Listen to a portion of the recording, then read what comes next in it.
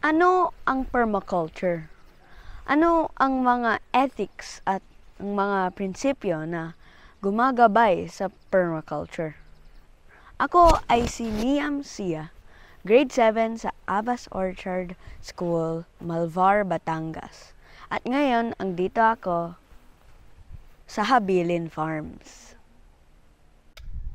Ang Habilin Farms ay isang farm sa may Tayabas, Quezon na sumusunod sa mga prinsipyo, ethics ng permaculture.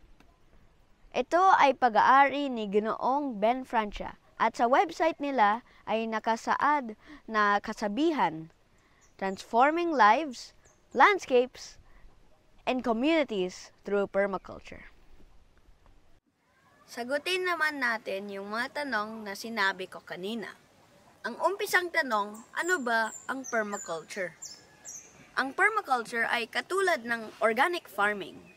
Farming sa tama at malusob na paraan para sa mga halaman at hayop. May tatlong ethics na gumagabay sa paggawa ng permaculture farm. Una, pangangalaga sa mundo. Pangalawa, pangangalaga sa tao. At panghuli, patas na pagbabahagi ng likas na yaman. Sa pangangalaga ng mundo, ang layunin ay siguraduhin ang pagpapatuloy at pagyabong ng iba't ibang buhay sa mundo.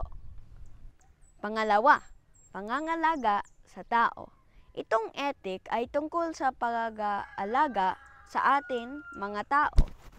Ang pagsiguro na may paraan para makuha ang sapat na at tamang pangangailangan ng tao. Pangatlo, patas sa pagbabahagi. Minsan, kukunin natin ang mga pangangailangan ng mga ibang organismo para sa atin lang. Dapat patas ang pagbahagi ng mga pagkain, tubig at anuman na pangangailangan para sa lahat ng mga organismo. At yan ang mga ethics gawa sa saligan ng permaculture. Merong 12 prinsipyo ang permaculture. Pero ngayon, babanggitin ko lang ang 9 na prinsipyo. Magsimula tayo sa 2 prinsipyo. Una, observe and interact. At pangalawa, apply self-regulation and accept feedback. Ang halimbawa nito sa Habilin Farms, napansin nila kapag umulan, ang tubig sa taas ng bundok ay bumababa sa farm nila at nagdudulot ng pagbaha. Kaya, pinasyahan nila na humukay na daluyan ng tubig galing sa bundok. Ang pangatlong prinsipyo ay yung catch and store energy. Itong prinsipyo na to ay simple lang. Ang halimbawa nito sa Habilin Farms ay yung ulan na sinasalo ng alulod na gawa sa kawayan dito sa bubong ng main hall nila. Ang tubig na naiipon ay maraming gamit sa farm. Pangapat naman, obtain a yield. Sa permaculture, ang mas importanteng bahagi ay yung pagkain or yung produce. Dito sa Habilin Farms, sinisigurado nila na magbunga at dumami ang pananim nila gamit ang organic farming. Meron silang mga gulay, root crops, halamang panggamot o medicinal plants, mga punong kahoy. Meron din silang mga produkto na pwedeng ibenta sa mga bisita para may dagdag sa kita ng farm. Pinapractice din nila ang mag-multipurpose ng mga tanim tulad ng mga puno na pwede din gapangan ng mga gulay. Pang-5 at pang-6, use and value renewables at produce no waste. Siyempre, sa ganitong farm, meron ng maraming produce na hindi mo makakain. Halimbawa, mga twigs or trimmings or at mga kahoy. Sa Habilin Farms, gumawa sila ng mga kubo na pangpahingahan.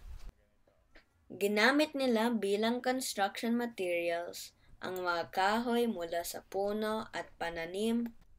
Ang mga natuyong citronella grass ay ginamit sa bubong. Ginamit din nila ng panggatong ang mga naipon na mga punong kahoy para pangluto nila. 7. Use small and slow solutions.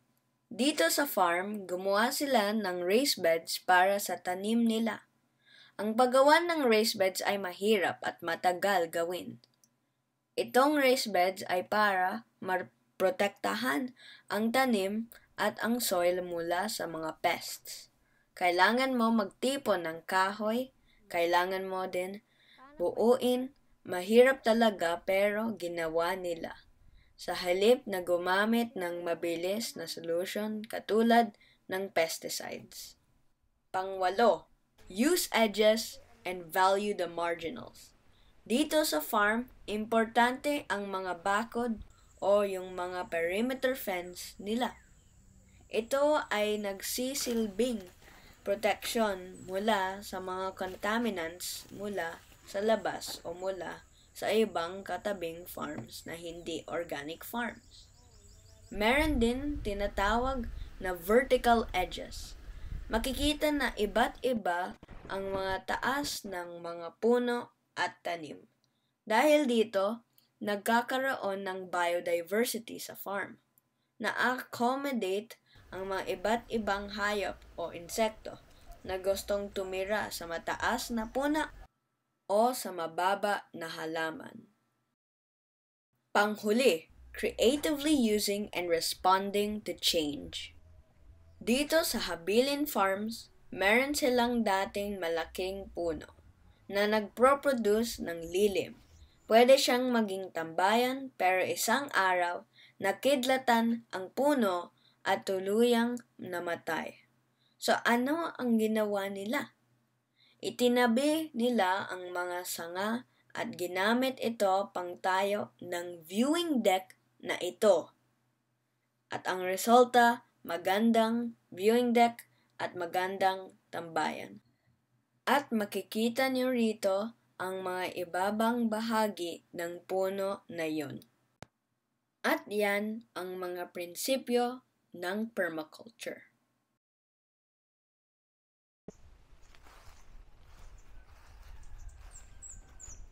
Malinaw sa Biblia na ang lahat ng gawa ng Diyos, hindi lang ang mga tao, ay nagdadala sa Kanya ng kaluwalhatihan. Kaya't ang ating pag-aalaga sa mundo ay isang paraan ng pagsamba sa ating Diyos.